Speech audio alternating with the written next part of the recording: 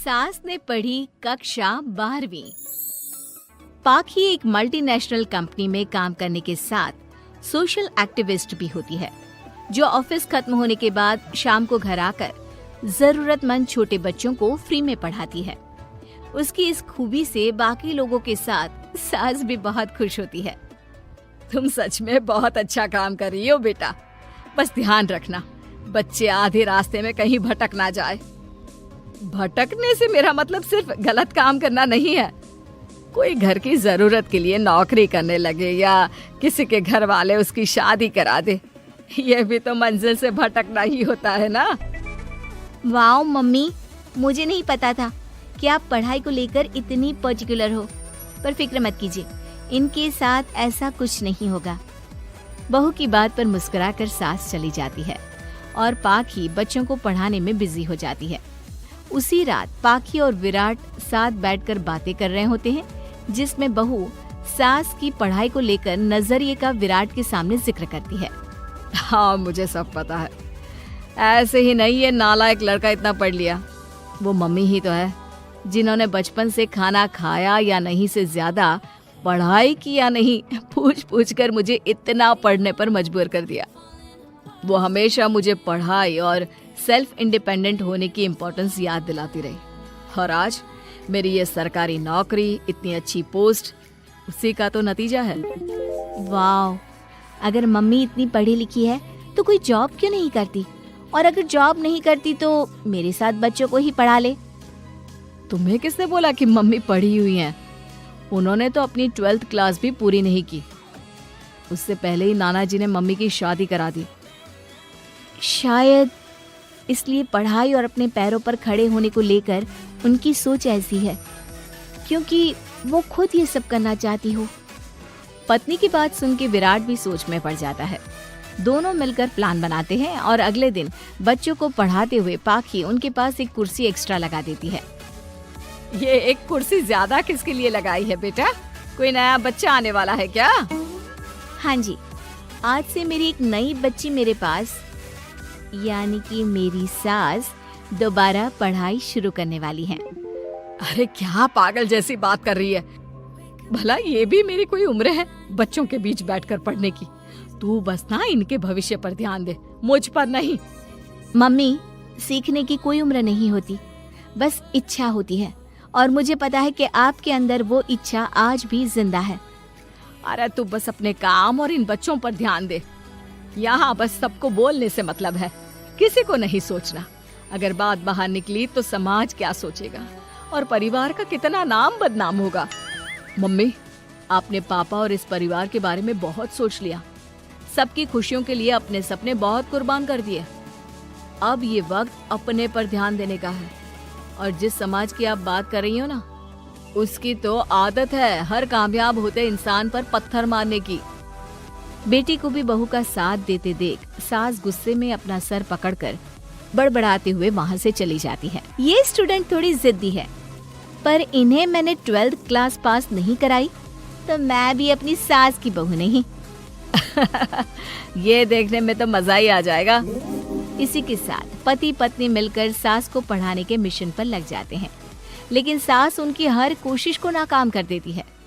एक शाम विराट अपनी मम्मी के लिए 12th क्लास की बुक्स लेकर आता है, जिन्हें देखकर इस बार सास का गुस्सा उन दोनों पर मानो फूट ही पड़ता है।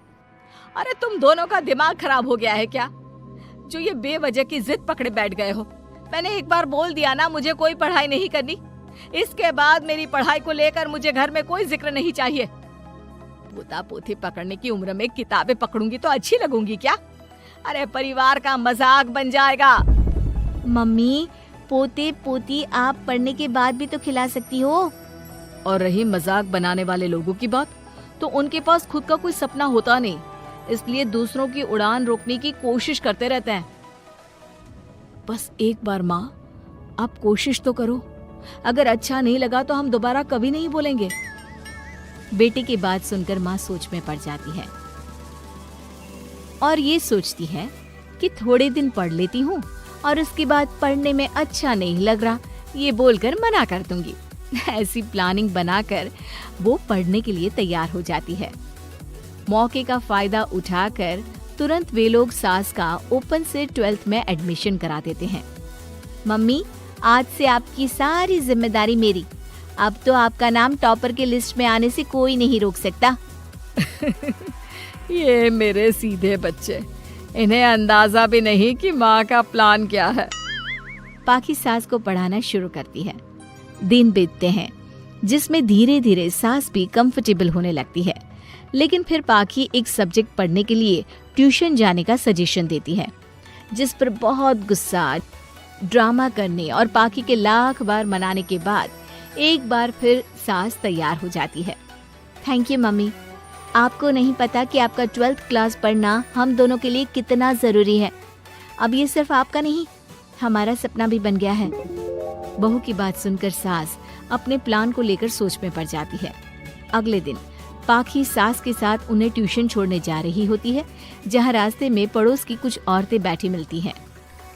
अरे वाह विराट की मम्मी, तुम्हारा इस उम्र में पढ़ाई का कौन सा भूत जाग गया। बहू को बोलो कि पोता पोती दे दे और बच्चों के साथ खेलो। अरे क्या उनके बीच बैठकर अपनी खिल्ली उड़वाने चल पड़ी। आंटी जी, जब सरकार या भगवान ने सीखने की कोई उम्र नहीं रखी तो आपको क्या दिक्कत है। अरे देखो तो जरा, बहू की जुबान कैसे कैंची जैसी चल रही है। अब सास घर संभालने की जगह इन सब चीजों पर ध्यान रखेगी तो बहू के तो ये हाल होनी ही है ना। देखा बहू, इसलिए बोलती थी, अरे खाली दिमाग वालों से बहस नहीं करनी चाहिए, क्योंकि वो जब भी मुंह खोलेंगे गू ही बोलेंगे। उदाहरण तो तुमने अभी देख लिया। वैसे बहन, मैं तो अपना सपना पूरा कर लूंगी, लेकिन क्या यहाँ बैठकर पंचायत करने के अलावा तुम लोगों का कोई दूसरा सपना भी है। सारी औरतें चुप हो जाती हैं और सास बहू चले जाते हैं। अब सास के अंदर पढ़ने की इच्छा जाग उठती है और वो अपना प्लान छोड़ मन लगाकर पढ़ाई करना शुरू कर देती है। देखते ही देखते 1 साल बीतता है और बोर्ड एग्जाम शुरू हो जाते हैं। मम्मी, एग्जाम के लिए जाने से पहले जल्दी से ये दही शक्कर खा लो। अरे चल पागल, ये सब बच्चों के लिए होता है। अभी आप भी हमारे लिए स्कूल में एग्जाम देने वाली बच्ची ही तो हो। बच्चों का प्यार देखकर सासू माँ खुश हो जाती है और दही शक्कर खाकर विराट के साथ घर से निकल जाती है, जो मम्मी को एग्जाम सेंटर पर छोड़ ऑफिस चला जाता है। इसी तरह समय बीतता है और एग्जाम खत्म होने के बाद देखते ही देखते रिजल्ट भी आ जाता है। मेरी टॉपर माँ, तुमने तो तहलका मचा दिया। हर तरफ तुम्हारे ही चर्चे हैं। घर वाले ये खुशी मना रहे होते हैं कि वही औरतें उनके घर आती हैं। अरे पंचायत की टोली, आज मेरे घर कैसे? बस तुम्हें सॉरी और थैंक यू बोलने आए हैं। उस दिन तुम्हारी बातों और आज तुम्हारे काम ने हमें ये सिखाया कि सपने पूरे करने की कोई उम्र नहीं होती।